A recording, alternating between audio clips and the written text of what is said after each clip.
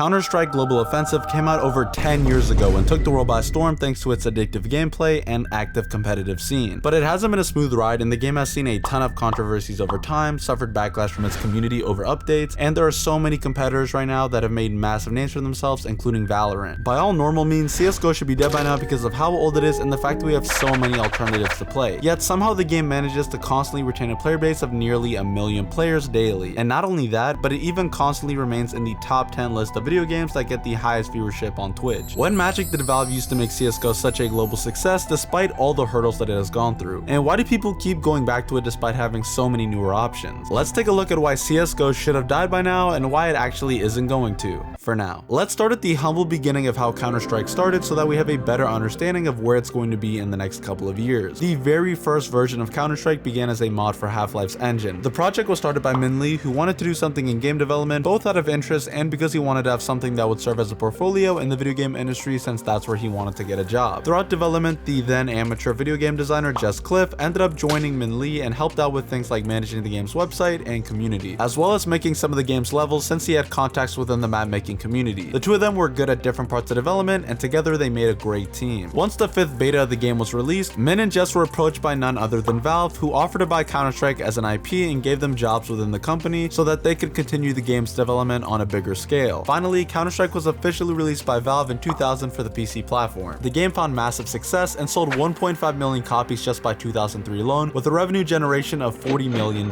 Since the very beginning of Counter-Strike was so successful, it was only a matter of time before sequels and spin-offs were made, but none of them managed to gain the same popularity or competitive relevance as the original game because the community found them inferior. This continued on until 2012 when Counter-Strike Global Offensive was made, and things were never the same again. Counter-Strike Global Offensive was the swan song of the franchise because Valve constantly failed to recapture the magic of what made CS 1.6 so successful and loved by the gaming community. Unfortunately, they struck gold. CSGO took the simplicity of the original game and gave it just the right number of modern day upgrades, which ended up making it a very fun game to play not only for longtime fans, but those who were new to it as well. People were outright addicted to the gameplay and couldn't wait to get done with school or work so that they could log into their computer and enjoy some quick terrorist versus counter-terrorist action. The game sold up to 25 million units by 2016, which is a massive number. On top of that, the game generated $257 million in revenue in 2020 alone. The competitive scene that the original Counter-Strike had set up was then taken to new heights by CSGO as well, as the game is credited for reuniting the community as they were previously unsatisfied with the sequels to 1.6. It wasn't a smooth road because the game did initially get criticized, but Valve actively listened to players' feedback and improved the game in every way that they possibly could, which ended up making fans very happy. In 2013, Valve announced a $250,000 prize pool for their first CSGO major championship. The tournament was a massive success and paved the way for the unbelievable growth of the CSGO competitive scene. More recently, a tournament called Blast Paris Major 2023 had a prize pool of $1.25 million,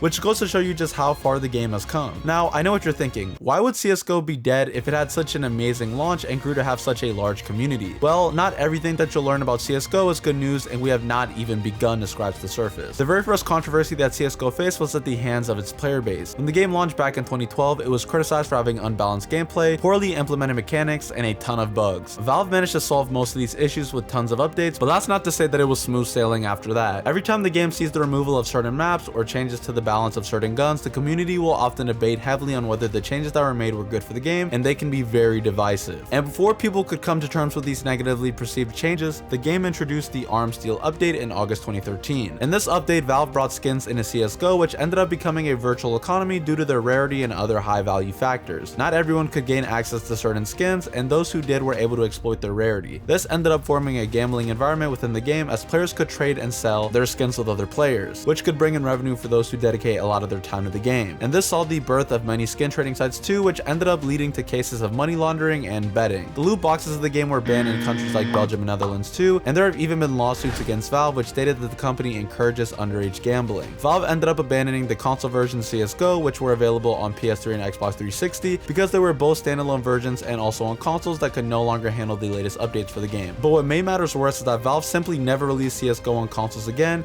as neither the PS4 or Xbox One or the current generation of consoles have the game. Normally, when a game has this many controversies, at least one of the things ends up causing major damage to the game's reputation, but somehow Valve handled everything gracefully and continued to assure the community that these things would be fixed. Though the gambling-like nature of the skin economy remains the same today, Valve keeps banning players and websites that exploit their system, whether it's esports for money laundering or third-party betting. More recently, a ban wave caused over $2 million worth of losses for people who use skin trading because they used a website that was secretly laundering cryptocurrency. Not only was the website banned, but even the players who purposefully dealt with the site lost their accounts. We also have the controversy surrounding the esports scene of the game, as players and even entire teams have been banned for things like match fixing and cheating. It went so far that even the FBI was involved in an investigation for match fixing in the North American Counter-Strike community, on which they worked alongside the Esports Integrity Commission. It was stated that a group of professional players was organizing match fixing in the esports community since they were being bribed by outside betting establishments. The players then accepted the bribe and purposely lost so that the other side wins the money. Business.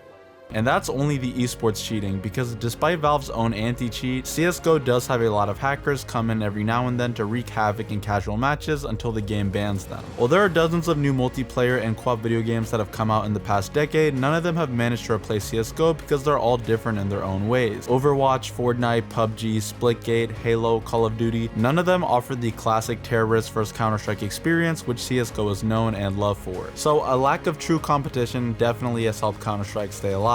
However, this was only the case until October 2019, when Project A was teased by Riot Games as an all-new free-to-play tactical shooter with a hero mechanic similar to games like Overwatch. After being in a closed beta for months, the game was finally released as Valorant, and this was the first time that people started thinking that the true CSGO killer had come out. After all, the game strongly takes inspiration from Counter-Strike and contains many mechanics which are exactly the same, like the buy menu, spray patterns, gunplay to an extent, and the competitive team-based gameplay. Valorant quickly became very successful and earned several awards for its new spin on the genre and the use of agents with unique abilities. It also used the free-to-play model, which helped bring in a ton of players immediately at launch, which is something that Valve only did years later, and that decision wasn't received well at the time because there was a fear of CSGO becoming riddled with microtransactions. But as years passed and more games became free-to-play, this model has become more normalized in 2023. Riot Games' experience with esports from their previous games paid off here too, since the game has a very active competitive scene, and last year's Valorant Championship had a $1 million